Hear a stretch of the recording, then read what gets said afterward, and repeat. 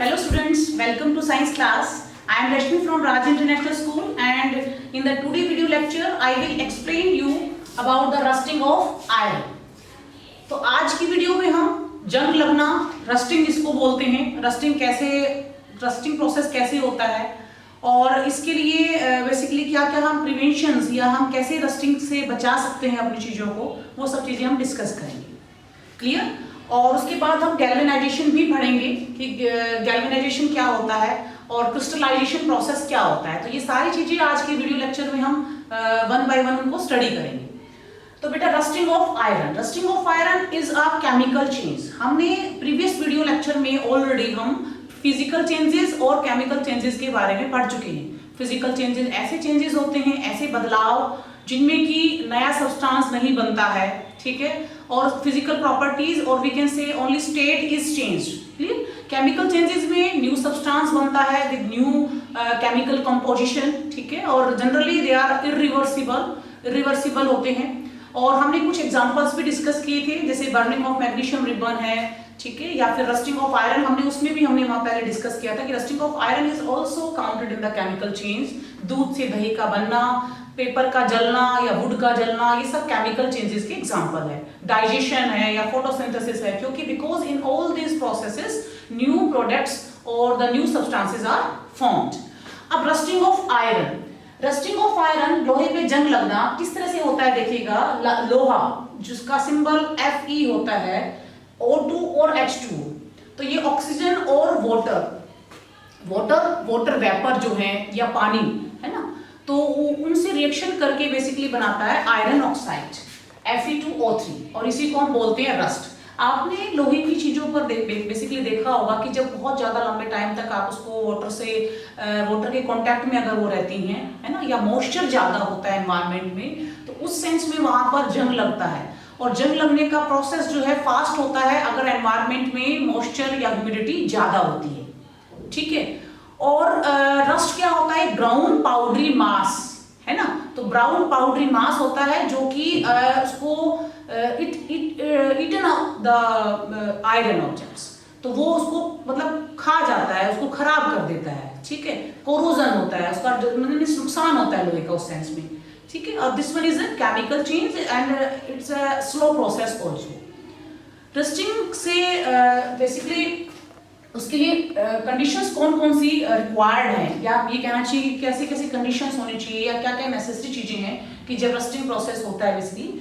तो एक तो प्रेजेंस ऑफ ऑक्सीजन, कि ऑक्सीजन अगर प्रेजेंस है तो. दूसरा है प्रेजेंस ऑफ वाटर और वाटर वेपर. तो पानी कई बार ऐसा होता है कि जैसे कूलर है हमारा, है ना, डेजर्ट कूलर जो हम गर्मियों में यूज करते हैं, उस पर अगर हमने पेंट नहीं किया हुआ है बेसिकली, या वो गैल्वेनाइज नहीं है लोहा, तो जंग जल्दी लगता है, खराब हो जाता है, स्टैंड भी जल्दी खराब हो जाता है क्योंकि पानी के कांटेक्ट में रहता है, पानी भरना पड़ता है उसमें हमें, ठीक है. तो उसकी वजह से वो प्रोसेस, ऑक्सीजन ऑलरेडी मिल ही रही है, तो वो प्रोसेस फास्ट होता है और बहुत जल्दी खराब हो जाता है. इसलिए हमें टाइमली उसको पेंट करते हैं या कुछ ना कुछ हम उसमें इस तरह से हमें ध्यान रखते हैं कि वो कोटिंग किया हुआ हो, है ना, पेंट से कोटिंग किया हुआ हो या गैल्वेनाइज्ड आयरन हो, तो वो चीजें हम स्पेशली देखते हैं उन चीजों को.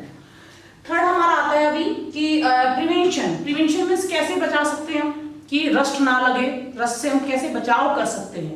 तो रस्ट से बचाव करने के बहुत सारे तरीके हैं और उन तरीकों को हम अपने रूटीन लाइफ में फॉलो भी करते हैं. नंबर 1 है हमारा बाय पेंटिंग.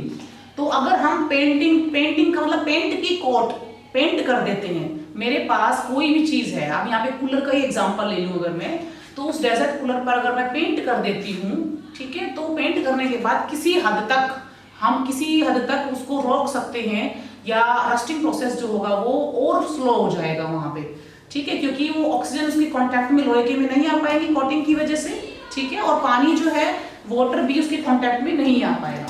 तो हम कह सकते हैं कि बाय पेंटिंग. सेकेंड वन है बाय अप्लाइंग ऑयल.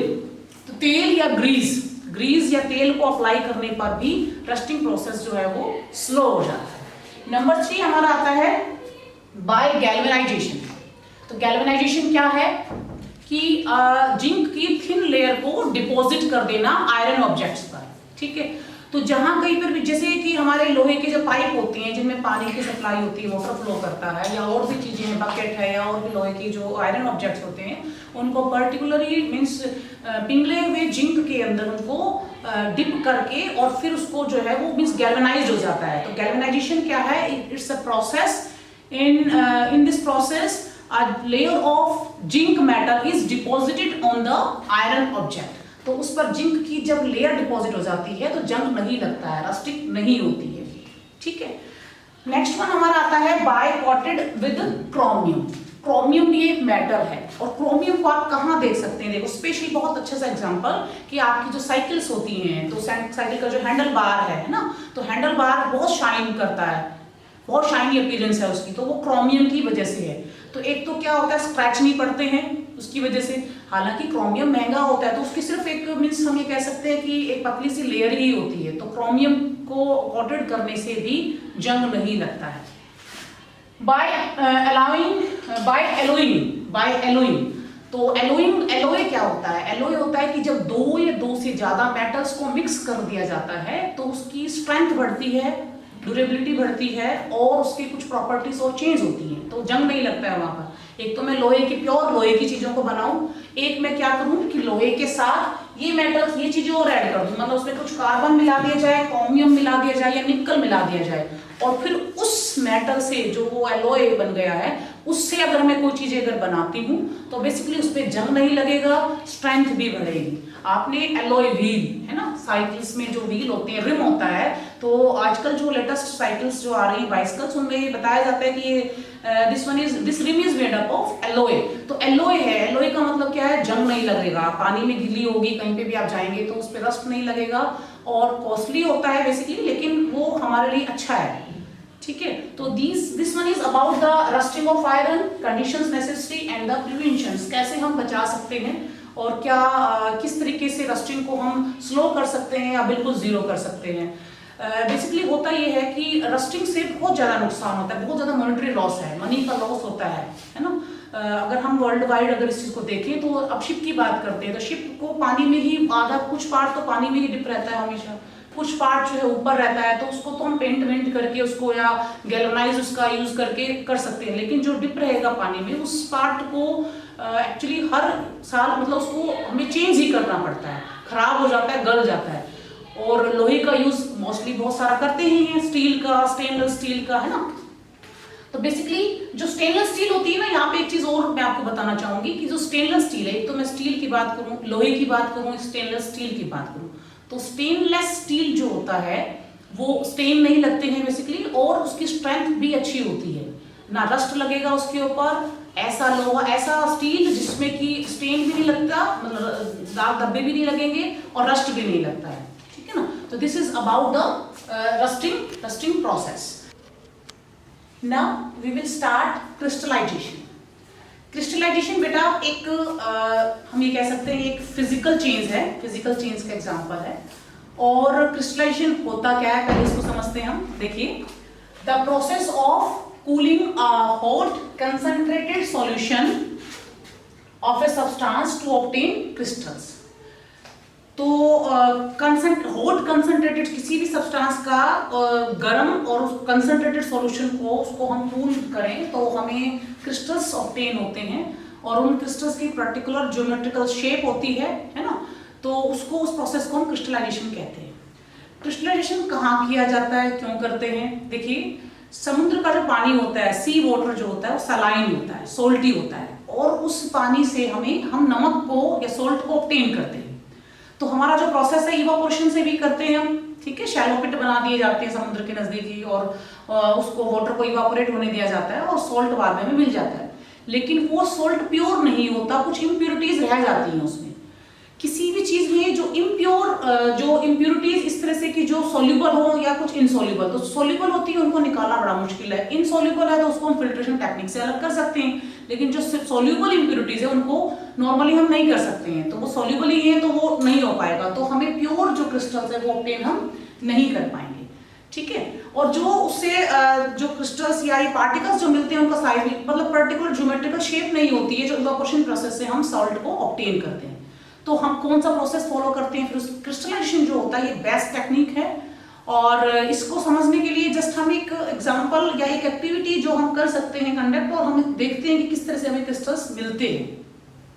उसके लिए हम एक बीकर लेंगे, 100 ml उसमें पानी लेंगे, और पानी लेने के बाद कुछ ड्रॉप उसमें सल्फ्यूरिक एसिड की हम मिक्स करेंगे, ठीक है, और उस पानी को बॉयल होने देंगे। तो आप यहाँ पर देख सकते हैं बेसिकली बीकर है और उसमें पानी लिया है, और यहाँ पर जस्ट ये आपका बर्नर और ये आपका ट्राइपॉड स्टैंड, ठीक है। अब उसको हम क्या करेंगे, उसमें धीरे धीरे उसमें कॉपर सल्फेट ब्लू विट्रियोल, नीला थोथा जिसे कहते हैं, कॉपर सल्फेट पाउडर धीरे धीरे उसको मिक्स करते रहेंगे और स्टिर करते रहेंगे। ये गर्म हो रहा है पानी, और साथ में उसमें कॉपर सल्फेट भी हम उसमें डिसॉल्व होता चला जा रहा है, और तब तक मिलाते रहेंगे जब तक कि इसका कंसंट्रेटेड या सैचुरेटेड सॉल्यूशन नहीं बन जाता। सैचुरेटेड का मतलब हमें लगे कि अब तो मिक्स नहीं होगा इसके अंदर ना, अब मिक्स नहीं हो पाएगा, तो एक सैचुरेटेड सॉल्यूशन हमें मिल गया। अब इसको क्या करते हैं, हम कूल होने देते हैं, इसको ठंडा होने देते हैं, ठीक है। तो जब ठंडा होगा तो आप देखेंगे कि नीचे आपको कुछ क्रिस्टल्स, कॉपर सल्फेट के क्रिस्टल्स नीचे सेटल होते हुए, मींस नीचे आपको बॉटम में कुछ क्रिस्टल्स दिखेंगे और लिक्विड भी कुछ रहेगा, ठीक है।